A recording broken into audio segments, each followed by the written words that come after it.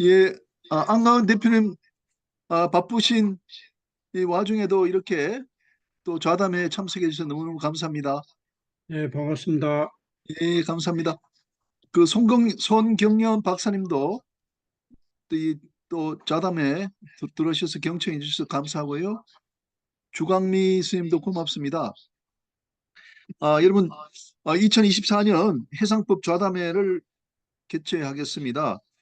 2024년 해상법 전문가 강좌는 16회에 이르게 되었습니다. 어, 해상법 전문가 강좌의 일환으로 요 좌담회가 있습니다. 본 좌담회는 해양 한국과 같이 실시하고 있습니다. 14회가 됩니다. 어, 오늘 이인혜 국장님, 이사님이 들어와 계신데 오늘 좌담회 내용은 해양 한국 신년호에 게재가 됩니다. 조금 빨리 마무리가 되기 때문에 본 해상법 전문가 강좌는 23일 날 있게 됩니다. 우리 안가은 대표님께서 그 제6회 제2식 해상법 렉처로 초대 받으셔서 강연을 하게 됩니다. 오늘은 6분의 전문가를 모시고 2024년 동안 있었던 각 분야의 중요한 사항들 그리고 그 사항들의 법적 의미를 한번 정리해 보는 시간을 갖도록 하겠습니다. 우선 패널로 나오신 분들 소개해 올립니다. 해운 선박 건조 분야의 최수범 박사님을 모셨습니다. 우리 해수법 연구센터의 소장으로 계십니다. 인사 부탁드립니다. 네, 안녕하십니까. 오늘 귀한 자리에 이렇게 초청해 주셔서 대단히 감사합니다. 반갑습니다. 네, 네, 네, 감사합니다. 다음 선박금융의 그 장세호 산업은행 실장님을 모셨습니다. 실장님 고맙습니다. 네, 안녕하십니까. 오늘 또 이 자리를 같이 하게 돼서 영광입니다. 감사합니다. 예, 물류 분야에는 고려대학교 법학 박사이신 이종덕 박사님을 모셨고 우리 학교에 지금 나와 계십니다. 해상법 연구센터 408호에 저와 같이 있습니다. 이 박사님 좀 부탁드립니다. 안녕하십니까. 반갑습니다. 예, 다음 법률 분야는 법무법인 태평양의 김재희 박사님 변호사님 모셨습니다. 네, 인사 부탁드립니다. 교수님. 김재희 박사님. 예, 교수님 선생님 안녕하십니까? 반갑습니다. 네, 반갑습니다. 예, 해상보험 분야는 어, 코리아 P&I 클럽의 강동화 수석님 모셨습니다. 지금 여의도에 계십니다. 네, 인사 부탁드립니다. 안녕하십니까. 코리아 피아노 클럽의 강동화입니다. 감사합니다. 예, 그리고 또 학술 연구 분야는 한국법학원의 이현균 박사님을 모셨습니다. 박사님 인사 부탁드립니다. 네, 안녕하십니까. 저는 한국법학원에서 근무하는 이영균이라고 합니다. 이렇게 귀한 자리 초대해 주셔서 감사합니다. 예, 예, 그리고 이내 그 해양항구 해사문제연구소 이사님께서 취재차 본망에 들어와 계십니다. 자, 그러면 이렇게 하도록 하겠습니다. 그동안 뭐 14회를 거치면서 저희들이 쭉 해온 그 패턴이 있습니다. 첫 번째는 그 해에 있었던 중요 사항들을 한번 정리를 한번 해 주십니다. 그리고 두 번째 라운드에서는 뭐 인적 변동이 있었다면은 인적 변동에 대한 이야기를 해 주십니다. 그리고 이제 세 번째 라운드에서는 이제 내년 2025년을 좀 전망을 하고 또 희망 사항이 있으면 말씀을 해주시면 됩니다. 그러니까 세 가지 사항을 한꺼번에 다 하시지 말고 뭐 내년 전망은 좀 두셨다가 세 번째 라운드에서 이제 말씀을 하시면 되겠습니다. 자, 그러면 시작하도록 하겠습니다. 그 가능하면은 한 5시 반경까지 마치는데 혹시 바쁘신 분들은 미리 말씀하시면은 순서를 당겨서 할 수 있도록 그렇게 하겠습니다. 자, 그러면 우선 첫 번째 라운드에서 금년도에 있었던 중요한 사항, 해운 선박 건조 분야의 최수범 박사님한테 먼저 말씀을 드리겠습니다. 최수범 박사님은 아시다시피 바다 저자 전문가의 대화 사무총장으로 있으면서 그 2주간의 중요한 사항들을 쭉 정리를 해 오셨기 때문에 이 분야에 누구보다도 많이 정리가 되신 분이라고 생각돼서 또 모셨습니다. 부탁드립니다. 네, 교수님 교수님 잠깐만, 감사합니다. 최 박사님 죄송합니다. 네네, 말씀하십시오. 예. 예, 제가 뭐 다음에 하면 될 것 같은데요. 교수님, 제가 아까 카톡에 잠시 올렸는데 제가 오늘 갑자기 친구 상이 돼가지고 포항을 좀 예, 예. 내려가야 될 것 그 같습니다. 4시 그래서 네. 50분까지 5시 괜찮다시죠? 50분까지 끝내면 될 것 같습니다. 예, 4시 50분까지 괜찮다셨죠? 예, 그때까지는 괜찮을 것 예, 예, 같습니다. 제가 해드리겠습니다. 예, 예. 네, 최순 네, 박사님 고맙습니다. 부탁드립니다. 네. 예, 다시 말씀드리는데 요거 지금 녹화되고 있기 때문에요. 그 좀 참고하시기 바랍니다. 교수님 제가 시간을 어느 정도 쓸 수 있습니까? 예, 처음에 한 5분에서 10분 하시면 됩니다. 네, 알겠습니다. 네, 반갑습니다. 네, 저는 해상법 연구센터 지금 부소장직을 맡고 있는 최수범입니다. 미리 제 자료를 미리 공유를 해드렸고, 그래서 한 5분간에 걸쳐서 요약한 내용들을 정리를 해서 말씀을 드리겠습니다. 우선 톤세 제도 연장 부분입니다. 최근 우리 국내 사정이 좀 어수선한 사정의 정국 속에서도 우리나라 해운 산업의 그 경쟁력 유지를 위한 중요한 그 제도적 결정이 내려졌습니다. 그 일몰 예정이었던 그 톤세 제도가 2029년 12월 31일까지 5년 연장이 되었습니다. 이는 조세 특례 제한법 일부 개정안이 그 국회 본회의를 통과한 결과로서 그 해운업계의 안정적인 경영 환경 조성과 지속적인 투자 유치를 뒷받침하게 되었다고 볼 수 있습니다. 톤세 제도는 선박의 톤수와 운항 일수를 기준으로 그 법인세를 부과하는 방식인데요. 영업이익 변동성에 따른 세부담을 완화하는 역할을 합니다. 특히 그 유럽이나 일본 같은 주요 해운국에서는 이와 유사한 제도를 이미 시행을 하고 있고 글로벌 경쟁력 유지의 핵심적인 정책으로 평가를 받고 있습니다. 이번 개정안에서는 일부 비기준 선박에 대한 그 세부담이 강화되어 형평성 제고와 남용 방지를 도모한다 이렇게 또 바라보는 측면도 있습니다. 그래서 톤세 제도 연장은 조선업, 물류업, 항만 서비스 등 연관 산업에도 그 긍정적인 파급 효과를 미치고 있고 또한 그 친환경 선박 도입과 그 탈탄소 규제 대응이라는 우리 해운업계의 그 미래 과제에도 아마 중요한 역할을 할 것으로 그렇게 예상이 됩니다. 두 번째는 친환경 선박 시대와 K조선의 도약이라는 부분을 제가 말씀을 드리겠습니다. 최근 그 글로벌 조선업은 그 IMO 온실가스 감축 규제와 탄소 중립 목표에 따라서 친환경 선박 시대로 전환되고 있습니다. 현재 그 친환경 엔진 장착 비율이 글로벌리 7% 정도에 불과한 상황에서 LNG 추진선이나 메탄올 추진선 또는 암모니아 추진선 등 이중 연료 친환경 선박의 발주가 급증하고 있습니다. 우리 한국 조선업은 LNG 운반선과 같은 고부가가치 선박 시장에서 기술력과 생산 역량을 바탕으로 글로벌 우위를 점하고 있습니다. 또한 고부가가치 선박 수주 전략을 통해서 재무 건전성과 수익성을 동시에 개선하고 있고 또 3년 이상의 수주 잔고를 확보하고 있어서 안정적인 성장 기반을 마련하고 있다고 볼 수 있습니다. 또 친환경 그 기술 접목과 또 수리 개조 시장의 성장은 우리 조선업의 또 다른 기회로 지금 다가오고 있습니다.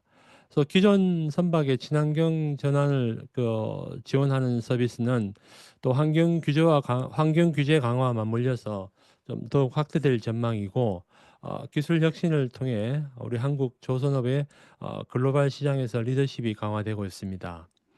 세 번째는 글로벌 해운 동맹의 변화와 도전인데요. 글로벌 해운 산업은 그 2M 일명 그 2M 이 해체가 될 예정이고, 그다음에 EU 규제가 강화되고, 또 친환경 전환, 또 지정학적 리스크 등으로 급변하고 있는 상황입니다. 특히 제미니 코퍼레이션은 그 머스크와 하파그로이드가 발표한 새로운 협력 모델인데요. 그 허브 앤 스포크 전략을 추진하며 또 효율적 물류 연결을 도모하고 있습니다. 그래서 IMO 규제 강화 속에서 오션 얼라이언스와 더 얼라이언스는 탄소 감축과 스마트 항로 최적화 등 협력 그 대응을 강화하고 있습니다. 그래서 네 번째는 북극 항로의 상업적 이용 부분인데요. 북극 항로는 그 잘 아시는 바와 같이 기후 변화로 상업적 이용이 지금 현실화되고 있습니다. 그래서 또 마찬가지로 또 이런 이 지역이 또 전략적으로 중요성이 매우 커지고 있습니다. 최근 러시아와 중국이 그 이 북극해에서 협력을 강화하고 있고요. 또 우리 부산항 같은 경우에는 아시아와 북극을 연결하는 그 핵심 허브항으로 발전할 잠재력이 매우 높습니다. 또 이를 위해서 그 필요한 그 LNG 방카링 인프라 확충이나 북극 항로 관련 여러 가지 준비가 필요한 상황이고요. 또 이런 준비들이 그 지금은 많이 좀 아쉬운 부분인데요.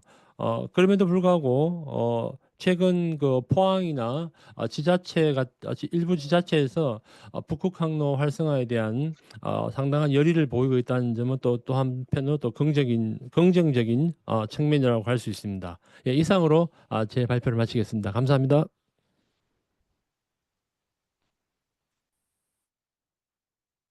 네, 네, 감사합니다. 다음은 선박금융 분야입니다. 장세호 실장님.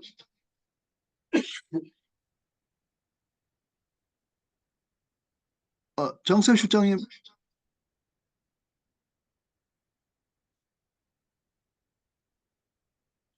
장 실장님 안 계시면은 그 이종덕 박사님께서 물류 분야 이야기를 좀 하시겠습니다.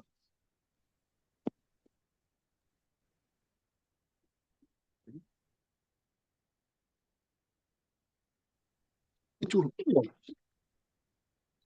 오세요. 네, 됐습니다. 안녕하십니까. 이종덕입니다. 그 자료에는 두 개의 그 자료를 보내드렸는데, 두 번째 자료는 현재 그 해외에서 중재 판정이 진행 중이고, 생각을 해보니 이 분쟁 당사자들에게는 이게 보도가 되는 게 안 좋을 수가 있어서 두 번째 그 MQC LD에 관한 내용은 그 발표를 하지 않도록 하겠습니다.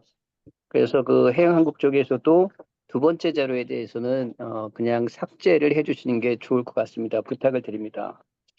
첫 번째 거는 이미 그 국내 중재원에서 대한상사중재원에서 판정이 난 건인데, 저희가 고려대학교 그 바다저널에서는 제가 한두 번 얘기를 했던 건이고 이미 중재가 종결이 돼서 나왔기 때문에 이 중재 판정에 대한 정보를 가지고 공유드리는데, 사실 중재원에서 이거 판정에 대한 정보를 공식적으로 공유를 하진 않았습니다. 시장에서는 대부분 모르는 그 사건이고 좀 민감한 부분이 있기 때문에 이 부분도 좀 이 정보를 좀 제한적으로 다뤘으면 좋겠습니다. 이 내용 자체는 구체적으로 회사에 대한 그 이름이나 그런 거는 전혀 언급을 하지 않았습니다. 보시면은 코비드-19 기간 동안에 국내 A 상사가 해외 해상 화물 운송에 대해서 비종합물류회사와 2019년부터 2024년까지의 5년에 무려 5년에 달하는 장기 운송 계약을 체결하였고, 이 계약서의 운임에 대한 규정에는 운임을 5년 동안 고정한다라고 하는 고정 운임으로 계약을 체결했습니다. 근데 또 계약의 다른 내용, 그 force majeure라고 하는 불가항력 규정에 가면은 불가항력이 발생할 상황에서는 양사가 협의에 의해서 운임을 조정할 수 있다. 혹은 운임의 조정을 협의할 수 있다. 이 정도로 명시적인 규정이 있었습니다.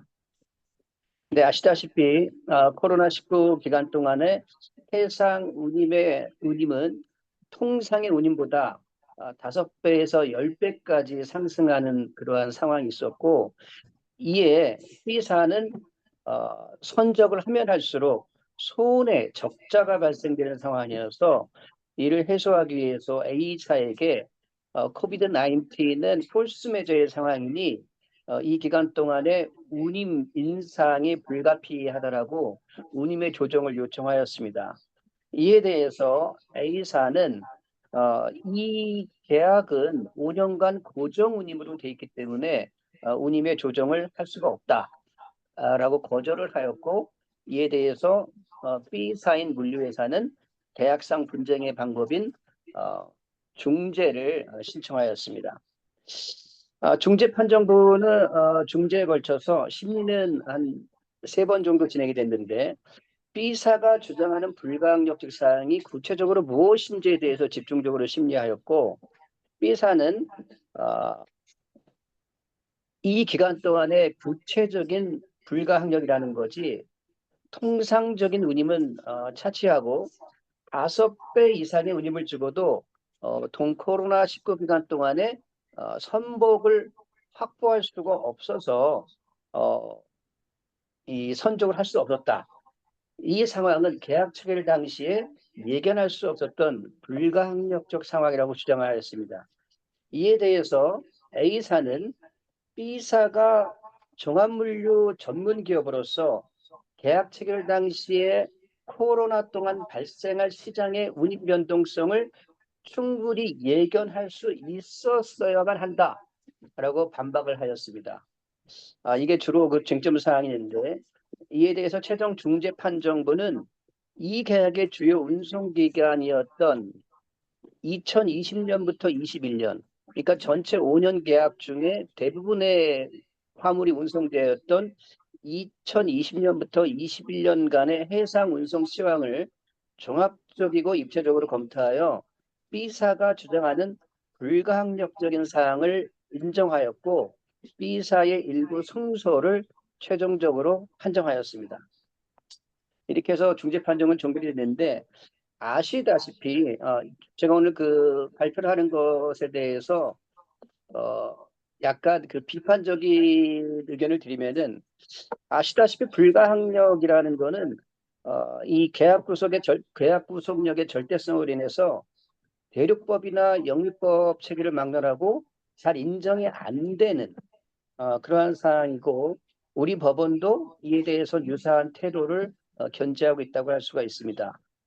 그리고 불가항력이라는 것은, 불가항력이 인정되면은 계약 당사자 중에 일방인 서비스를 제공하는 자는 불가항력이 발생한 기간 동안 서비스 제공 의무에서 면책이 되는 것이 불가항력의 핵심 사항이지, 운임 조정 등의 조건으로 서비스의 지속적인 이행을 담보하는 것은 불가항력의 범위에 포함되는 것인지, 이게 의문으로 여전히 남습니다.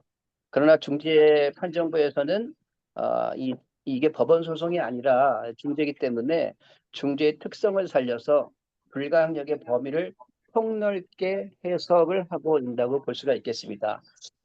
이러한 사안이 시장에서 최근에 빈번하게 발생되는 것이 코로나 발생 이후에 각국의 정부기관이나 유관기관에서 불가항력이라고 어나운스먼트를 했는데도 불구하고, 그러면 사실 서비스 제공자는 서비스 제공 의무에서 면책이 돼야 되는데, 서비스는 여전히 제공할 테니 운임을 올려달라, 그러면 서비스 제공은 가능하다 하는 식으로 대응을 하고 있고, 지금 내년에 1월 15일 날 문제가 될 만한 미국 동안의 파업 사건, ILA의 파업 사건도 사실상 폴트의 그 ILA에서 폴트 스트라이크를 선언했는데도 불구하고 미주에 운송을 하는 그 선사들은 그러면 서비스를 하지 말아야 되고 거기에 대해서 이제 면책이 주어질 텐데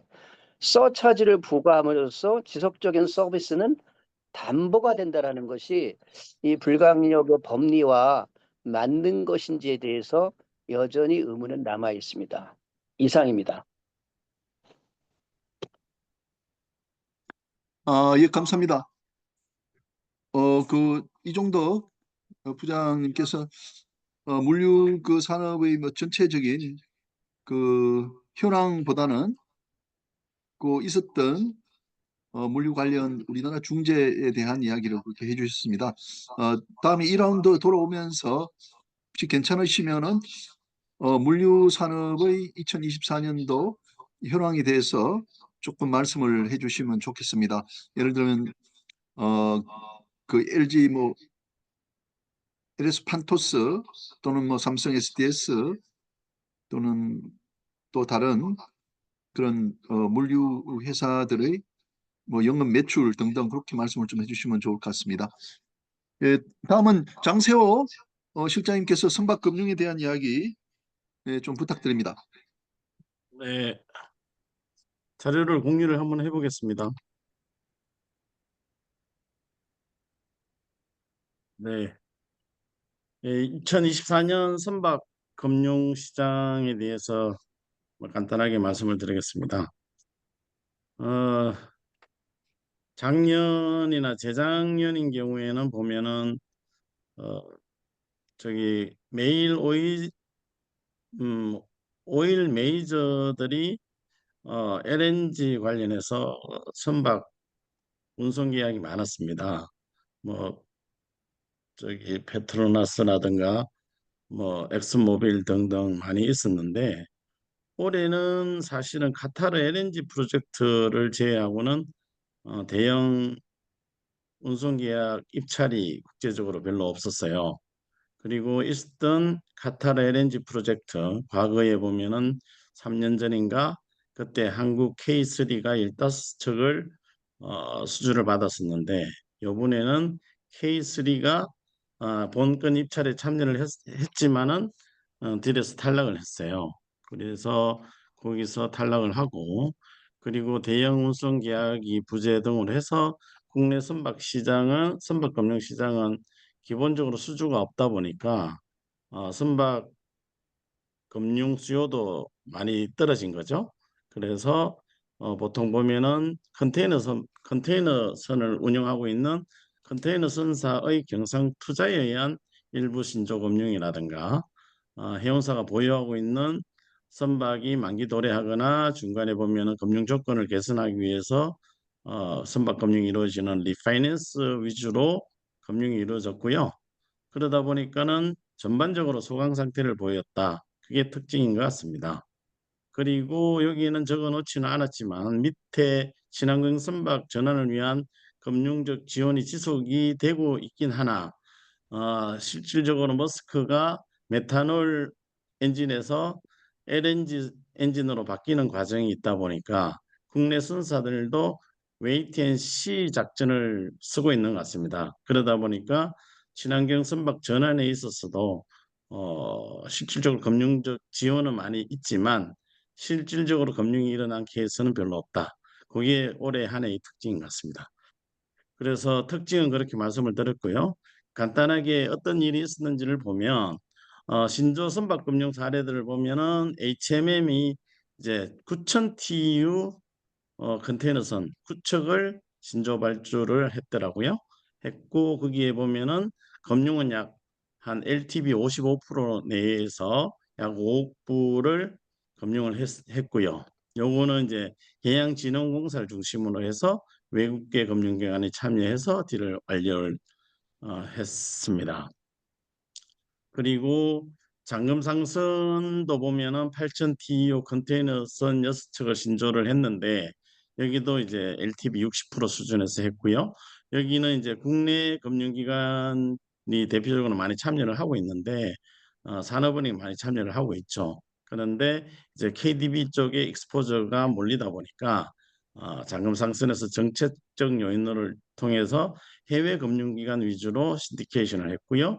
국내 은행은 KDB는 참여를 하지 않았다고 합니다. 그리고 카타르 LNG 프로젝트에서 우리 한국계 해운사가 현대글로비스가 참여를 했는데 그 당시에 보면은 K라인하고 건소시엄을 해서 딜에 참여를 했어요. 그래서 이때 카타르 LNG선 4척을 입찰에 참여를 해서 이제 위너가 됐는데 본건 관련해서 파이낸싱은 국내은행에 참여를 하지 않고 주로 K라인에 의해서 금융이 이루어졌다고 합니다. 그래서 저희 산업은행이나 뭐 다른 금융기관에서 참여가 없었던 걸로 알고 있습니다. 그래서 이제 어, 저기 컨테이너 선사를 중심으로 해서 금융이 이루어졌고요. 그리고 이제 국내 은행의 참여는 좀 부진했다 이렇게 볼 수 있을 것 같습니다. 신조는 그렇고요. 중고선의 경우 선박 금융 사례들이 조금 있는데요. 주로 중고선이라 하더라도 SK해운이나 H라인 등이 일부 보유 선박을 리파이낸싱 한 거고요.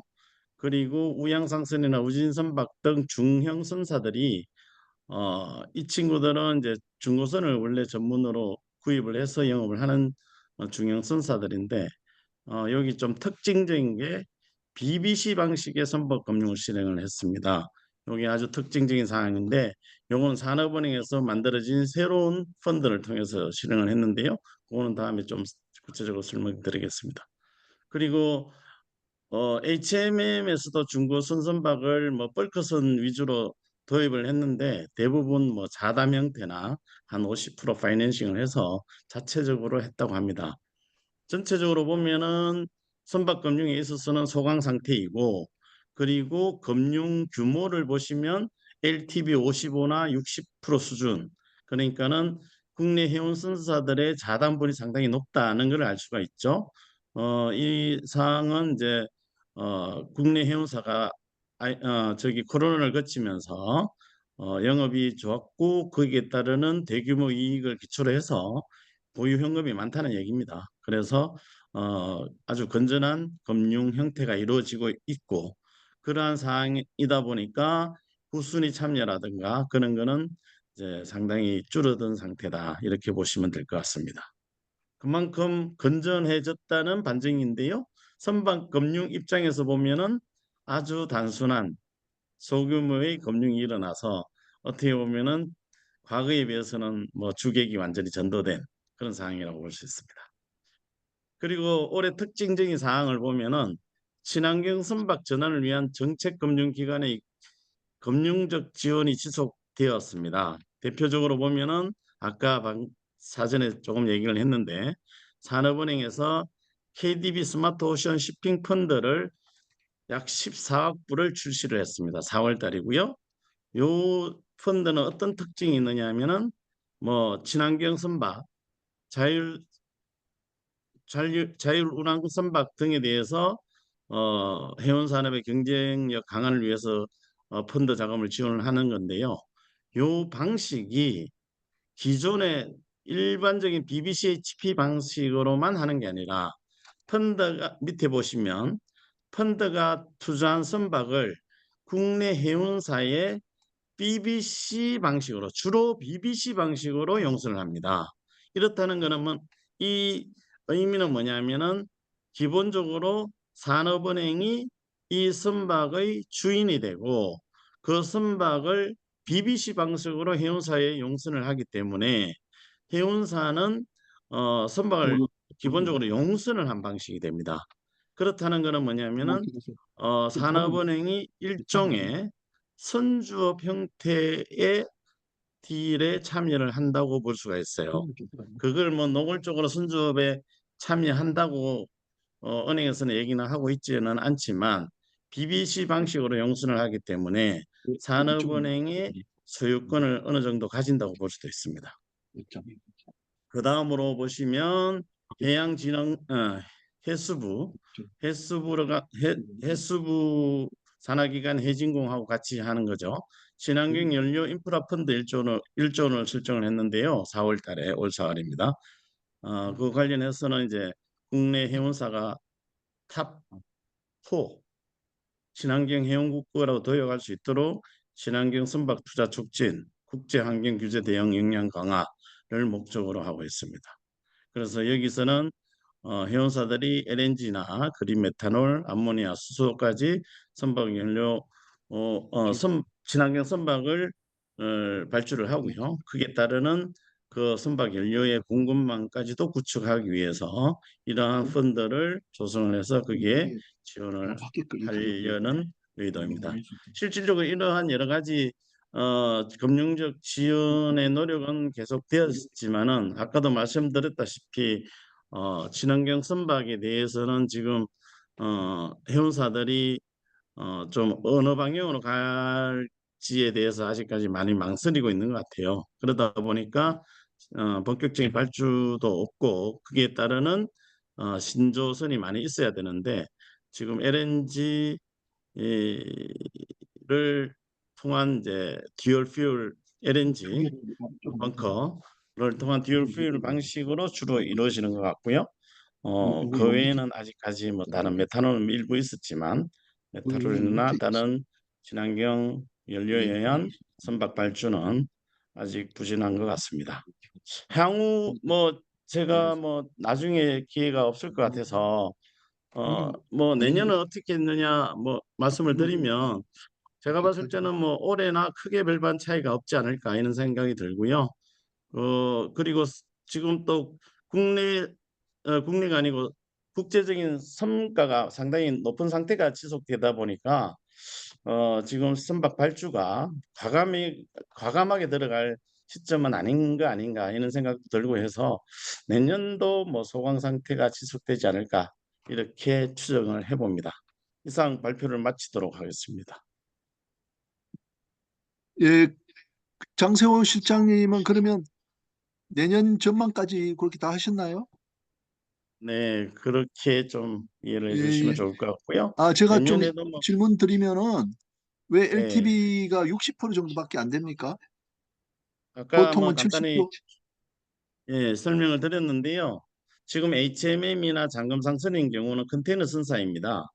컨테이너 선사들이 보유하고 있는 현금이 HMM 같은 경우는 10조가 넘거든요.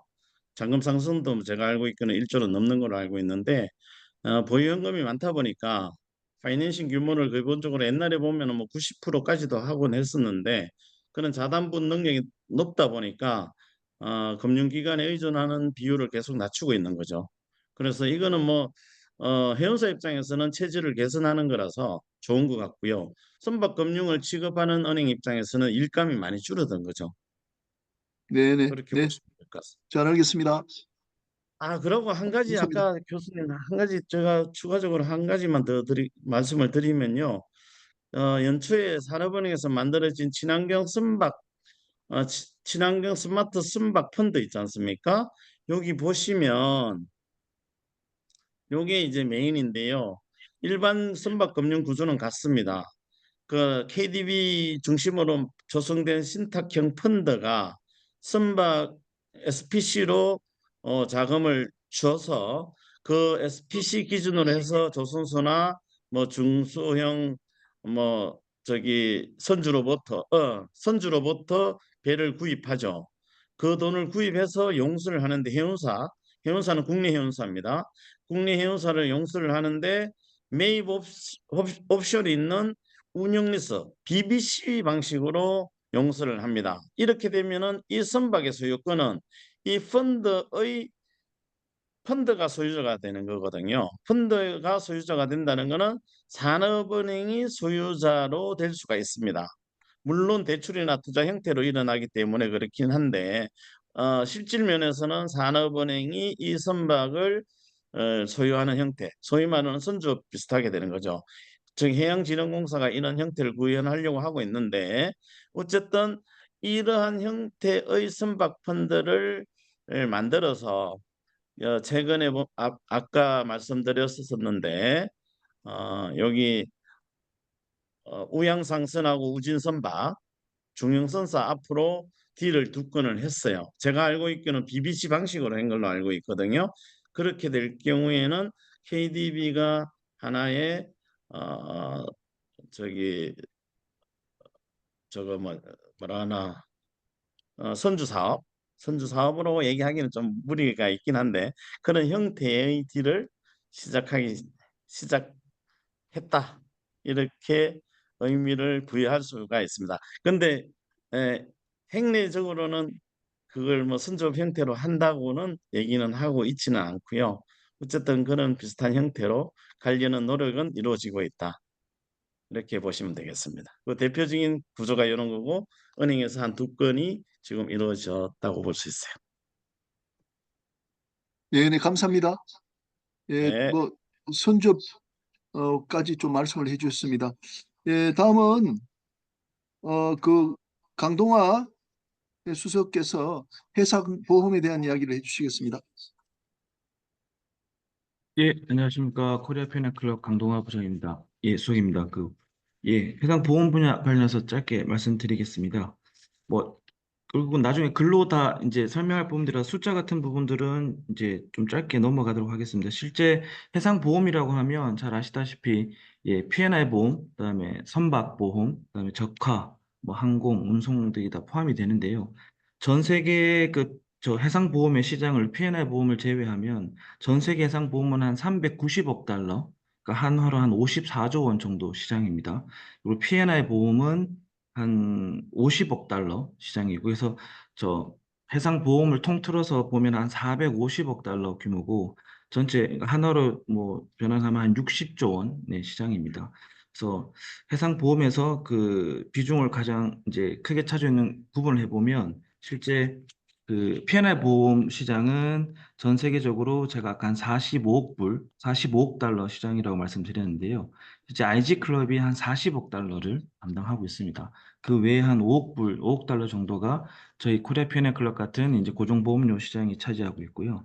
그러니까 그 P&I 보험 외에 해상 보험, 이제 선박 보험을 보면 선박 보험이 한 100억 달러. 그다음에 전 세계 해상 보험에서 가장 차지하는 비중 큰 게 적화 보험입니다. 적화 보험이 한 220억 달러 정도 돼서 그러니까 전 세계 통틀어서 봤을 때는 적화 보험, 운송 보험이 가장 큰 비중을 차지하고 있습니다. 그래서 우리나라 보험 시장을 보면 실제 그 말씀드린 선박 보험, 그다음에 적화 보험, 항공 운송, 요 민간 손해보험사에서 취급하고 있는 전체 해상보험 규모는 한 9,500억 원, 9,500억 원 정도 되고, 그 나머지 P&I 시장은 다 합쳐서 한 800억 정도 시장이 됩니다. 그러니까 따져보면 실제 해상보험에서 P&I 보험이 우리나라에 차지하는 비중은 크지는 않습니다. 그 중에서 구체적으로 말씀드리면 저희 코리아 P&I 클럽이 P&I 보험을 연간 한 3,500억, 죄송합니다. 3,500만 불, 한 450억 정도 되고요. 저희도 억자가 붙으면 좋겠지만은 3,500만 불입니다. 그리고 한국해운조합도 연근해 선박들의 P&I 그 공제를 이제 사업을 하고 있는데 한 400억, 423억 정도 되고, 그리고 민간 손해보험사에서도 P&I 상품을 판매하고 있습니다. 한 133억 원 됩니다. 그래서 제가 이 숫자를 왜 말씀드리냐면 실제 아까 말씀드렸듯이 P&I, IG 클럽들이 연간 한 40억 달러를 하는데 저희 한국 시장은 P&I 보험을 다 합쳐도 한 800억 수준이라서 좀 많이 낮은 편이다. 요 설명을 드리기 위해서 매년 저희가 통계를 한번 살펴보고 있습니다.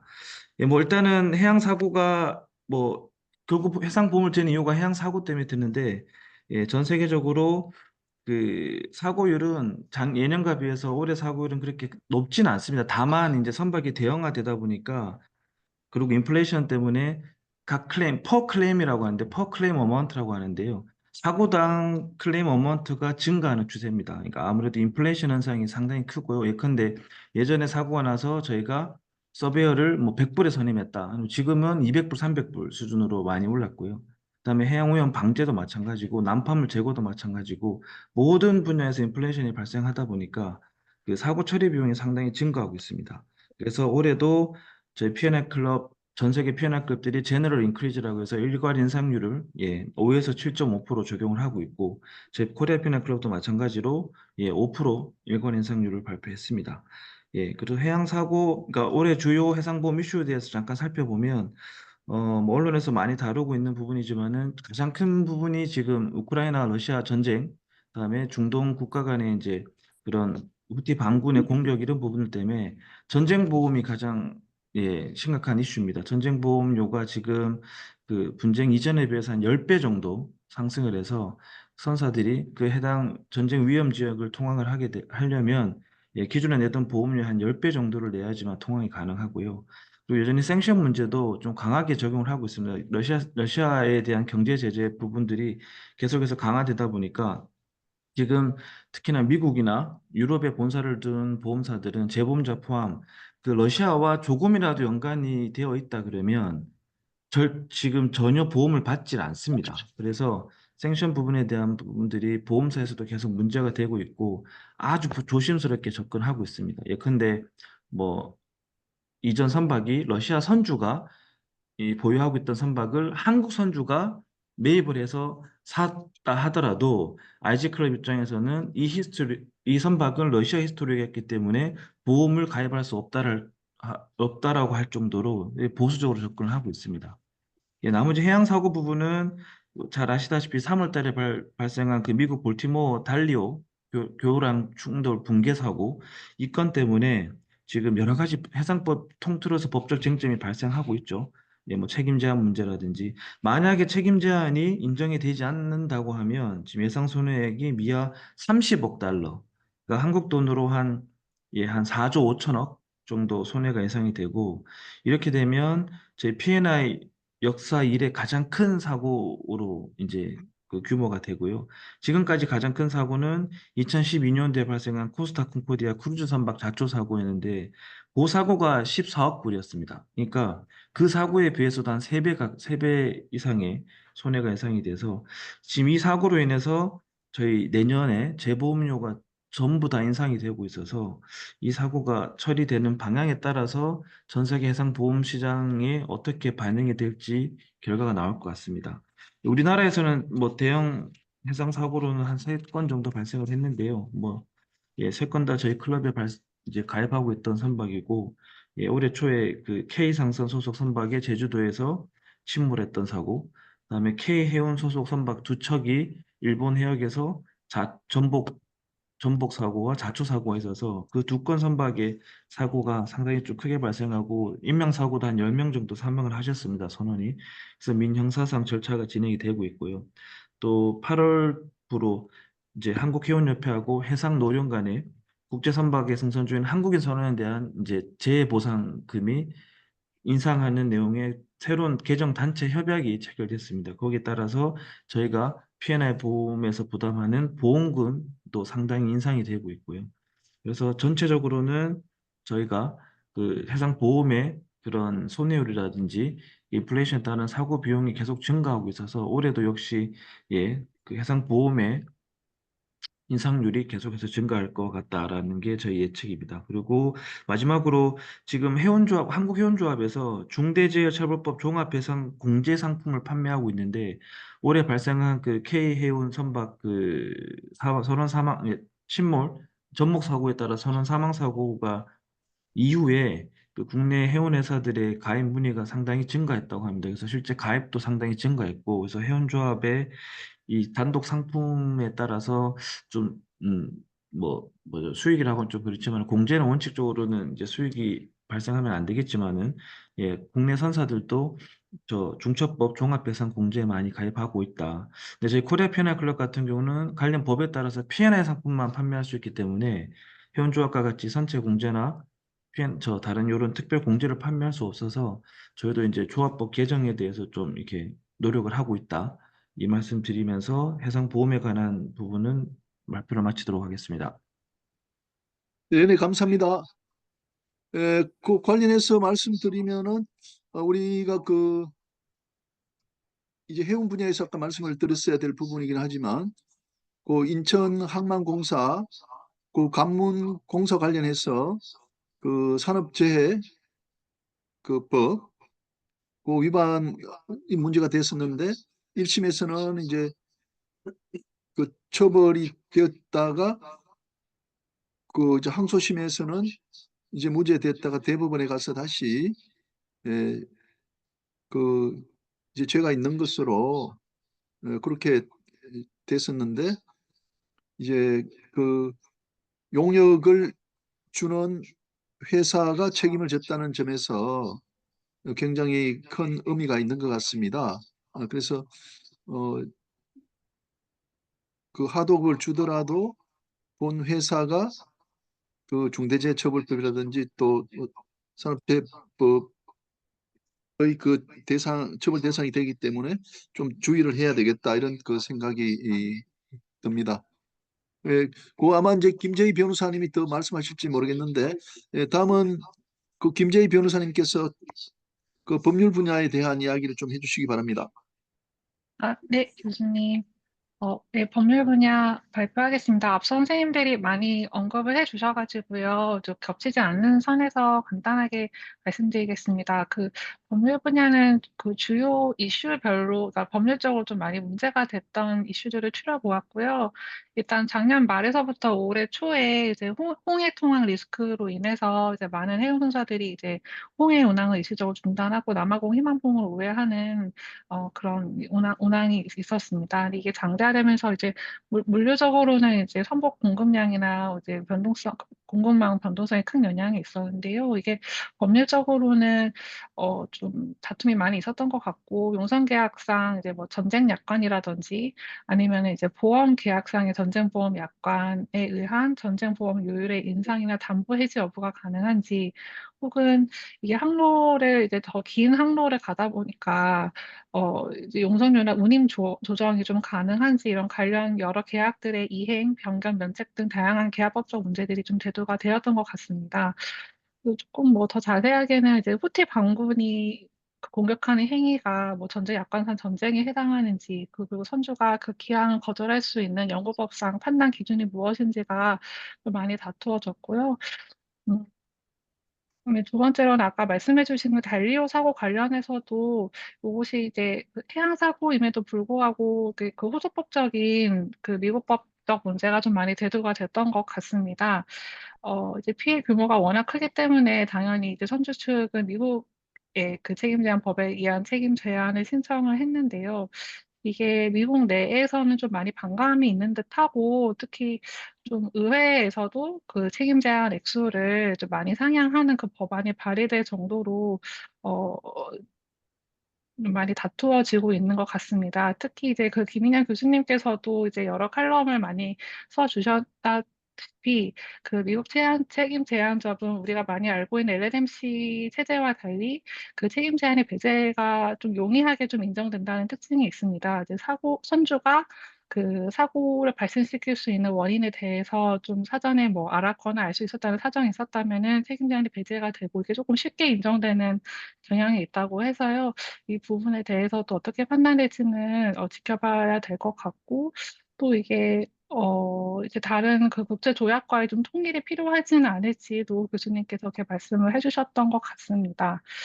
다만 사고의 한정에서는 선주는 지금 사고에 대한 책임이 없다라고 이제 다투고 있고요.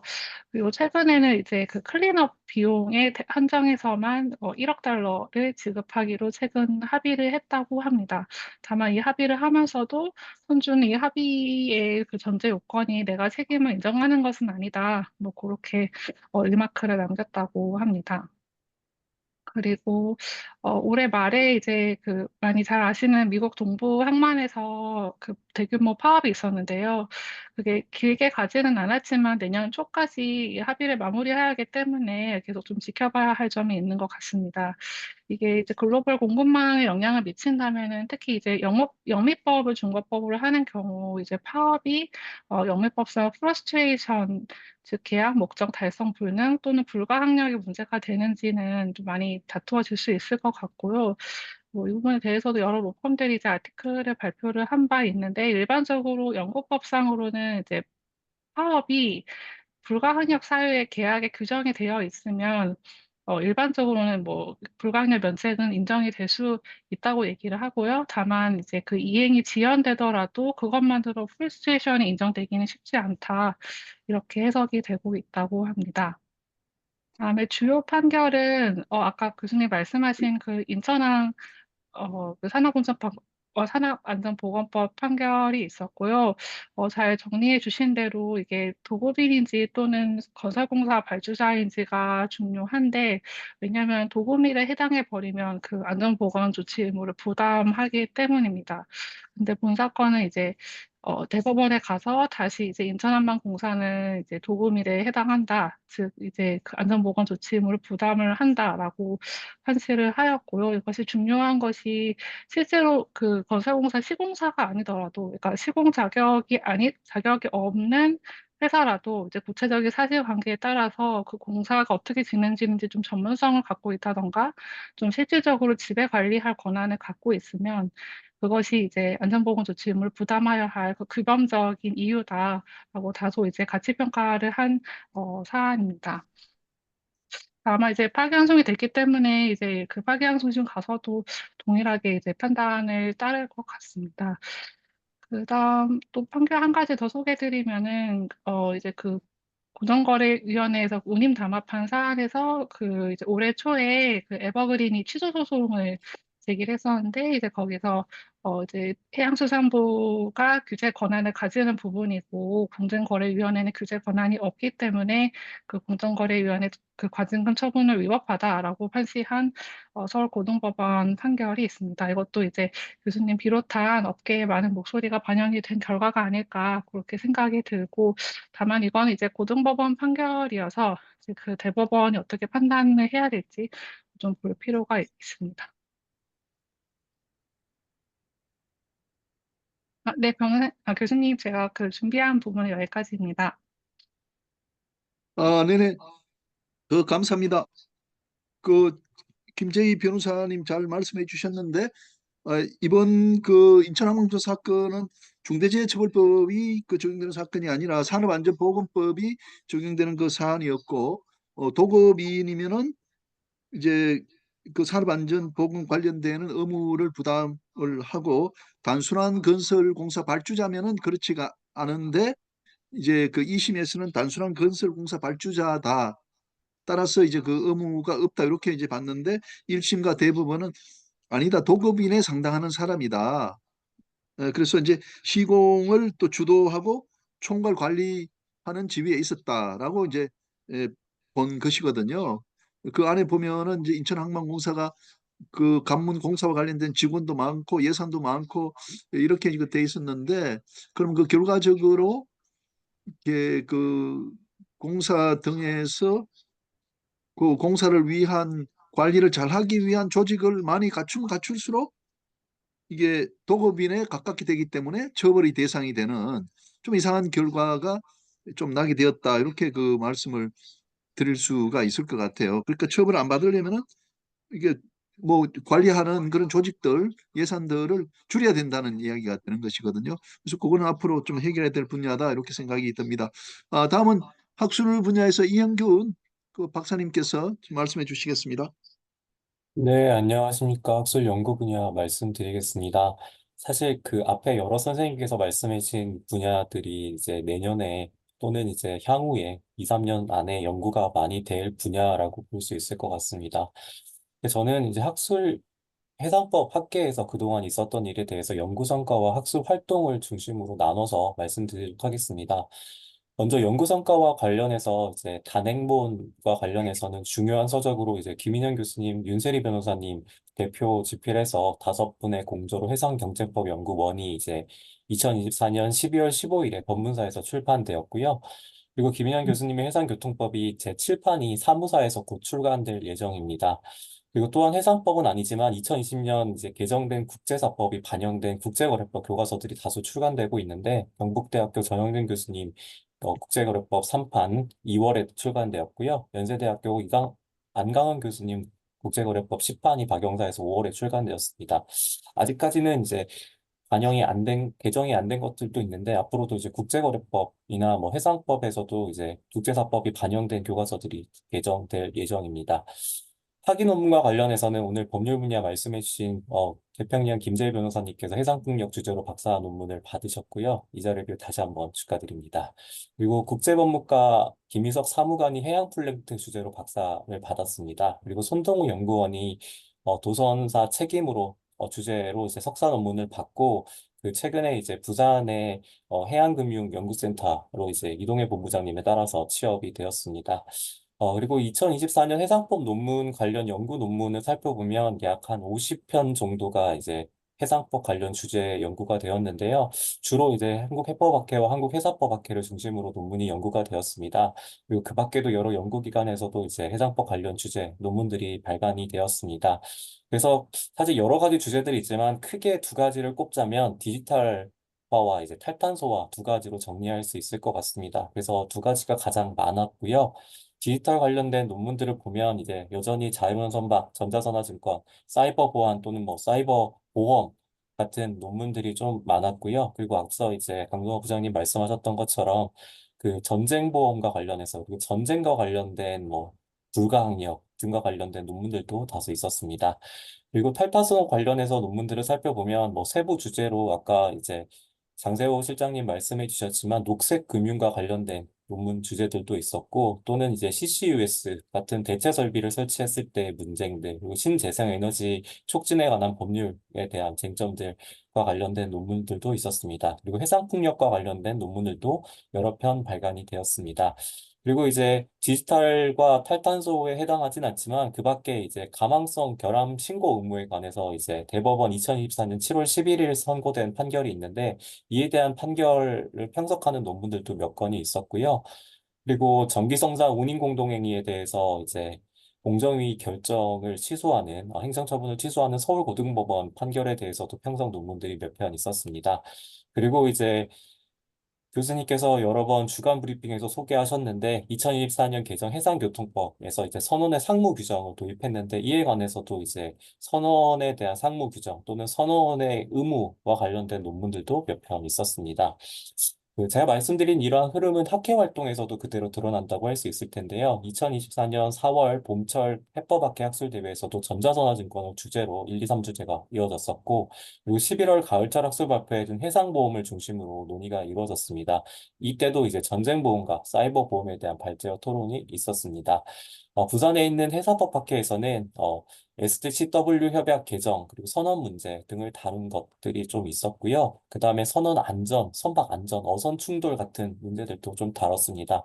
그리고 이제 여기서도 주로 중심적으로 다뤘던 문제는 디지털과 탈탄소였습니다. 그래서 2024년 5월 춘계 학술 발표에서는 STCW 협약과 내양선 안전, 해상 풍력을 다뤘고 8월 학예 학술 대회에서는 선원 문제, 해상 사이버 리스크에 대한 학술 발표가 있었습니다. 그리고 2024년 11월에 추계 학술 대회에서는 대주제로 디지털과 탈탄소에 대한 주제로 이제 대련회사대학교와 공동학술대회를 진행한 바 있습니다.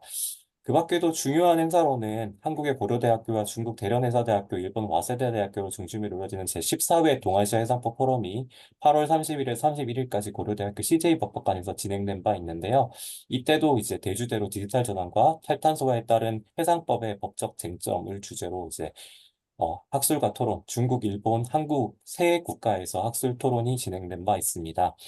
그 밖에도 고려대학교 해상법 연구센터에서 주관하는 선박건조금융법 연구회가 51회부터 53회까지 총 3회 개최되었고요.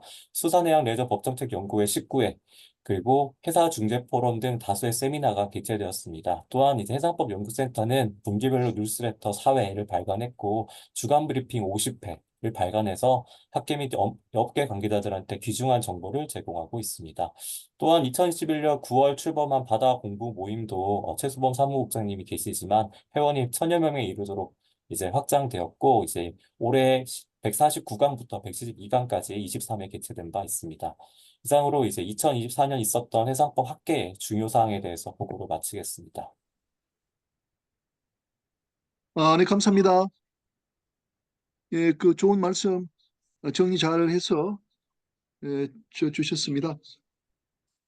그 다음은 이제 그 작년에 있었던 뭐 인적 이동 같은 걸 좀 말씀을 그 해야 되는데요. 혹시 그 안강은 대표님 그 예, 선박 건조 관련해서 좀 하실 말씀 있으면은 좀 간단히 좀 해주시면 저희들이 그 반영하도록 하겠습니다. 어, 제가 요약은 하질 않았는데 지금 전체적으로 오늘 그 말씀하신 내용들 기술을 전체적으로 살펴봤을 때 이제 제가 가장 늘상 말씀드렸다시피 우려하는 거는 뭐 다음 주 월요일 날도 제가 이제 이렇게 발표를 할 때 잠깐 언급을 하려고 합니다. 최근에 조선 어떤 기술의 변화가 상당히 변화가 되고, 그다음에 이제 지금까지 만들어졌던 여러 가지 법적인 것들 어떤 관습법이라든지 진행되었던 그 옛날 어떤 기술, 그 변화되지 않은 기술들 중심으로 또 관습에 의한 걸 중심으로 해서 법적인 것들이 이제 많이 마련되어 있고 반영이 돼 있고 그런데 최근에 조선 해운 기술이 상당히 변화가 급속히 되면서 과연 그런 법의 다툼이 생겼을 때 이럴 때 그런 것들을 어떻게 이제 새로운 법들을 반영시키면서 거기에 그 판단을 할 것이냐. 거기에는 여러 가지 이제 일반 뭐 상법이라든지 어떤 민법적인 것도 있겠지만 상법이라든지 어떤 해상법이라든지 건조법이라든지 이런 모든 부분들이 또 특히 이제 자연선박이라든지 디지털 전환이 된 부분에서 상당히 판단하기 어려운 것들이 이제 많이 발생될 거라고 보고 있고요. 제가 그동안 여러 해 동안 어떤 기술의 변화에 따라서 법적인 소송이 걸렸을 때 상당한 시간이 소요됐고 그게 애매모호하게 판정돼서 되는 경우도 많이 있었습니다. 그다음에 이제 아까도 말씀하셨지만 그 선박 사고 관련돼서 아무리 도급했다 하더라도 옛날에는 도급이라든 게 사실은 그 기업에서 제조 분야나 이런 데서는 도급이라든 게 사고사를 발생했을 때 보험이라든지 모든 부분들을 도급업체가 다 전량 다 이게 이게 그 해당하는 그런 쪽 때문에 이제 도급을 많이 했거든요.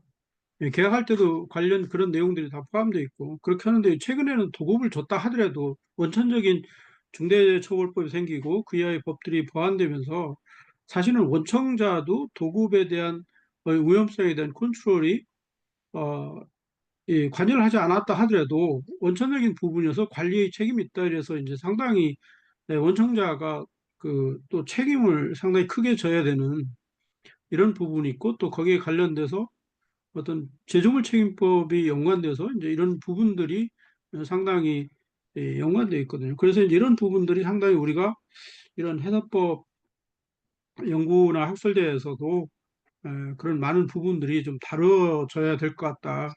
아까 김재희 변호사님이 이제 해상폭력에 관련된 부분으로 이제 이번에 학위를 받으셨다고 그러는데 사실은 거기에 해상폭력이 단순하게 생각할 때는 해상폭력의 건조 설치 이렇게 되지만 지금 운영되는 부분에서는 이 바다 위에서 해상 부분에서 모든 게 다 이루어지다 보니까 이게 상당히 많은 부분들의 법의 판단이 지금 일어날 것으로 예상이 됩니다. 인적, 물적, 뭐 여러 가지 뭐 보험 이런 부분들까지도 다 그렇게 되고 또 어떤 그런 기술의 변화들이 생겨서 사고가 발생됐을 때 운항 중 사고가 발생됐을 때 그게 과연 인적인 문제냐 아니면은 오퍼레이터의 잘못이냐 아니면 관리자의 잘못이냐 아니면 제조의 잘못이냐 아니면 정말 제조의 잘못이라 하더라도 AI가 판단해서 내렸을 때 그걸 과연 인적으로 볼 거냐 뭐로 볼 거냐 이런 부분들의 판단에서 상당히 지금 혼란스러울 것으로 예상이